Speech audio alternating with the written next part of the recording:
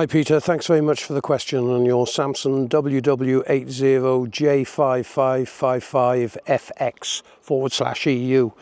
If your motor's not turning and you have checked the carbon brushes, you may have a problem with one of three things. The motor itself may have become faulty, and I'll explain about that in a second. Broken wire going between the circuit board and the motor, or the printed circuit board could have become faulty, and that is the most common, I'm sorry to tell you. But let's go through the whole problem.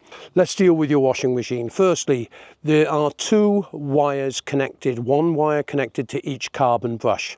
If you can work out which pin that is attached to, I want you to test continuity across those two.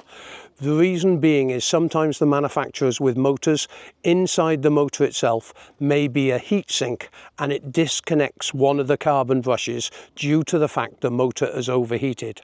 It is possible to bench test motors, but I have not got the wiring configuration. The reason I don't have it is Samsung are very bad at disclosing the information to the general public.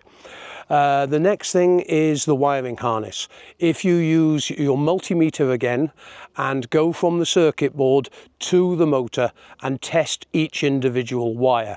Now, I haven't had chance to look how many pins are on your motor, but there's usually between 6 and 8 pins. On a 6-pin motor, you would have 2 going to the carbon brushes, 2 going to the tacho, and 2 going to the windings. On the 8 or 7-pin version, 2 additional winding states actually are attached. Now, when it comes to the printed circuit board, they are expensive. I'm not going to kid you. You are going to be paying £160 to £180 for a new circuit board. So what I suggest you do is, written on the circuit board will be the genuine part number, or you can use the model number off your Samsung washing machine. If you have a look on Facebook, eBay, one of the shopping channels that you have in your area, sometimes people throw away machines because the bearings or another catastrophic fault has taken place and it made it uneconomical for them to repair. Therefore, you would be able to use that circuit board out of that machine to put into yours. That is one cheap option. Sometimes you can find these for as little as £30 to £40.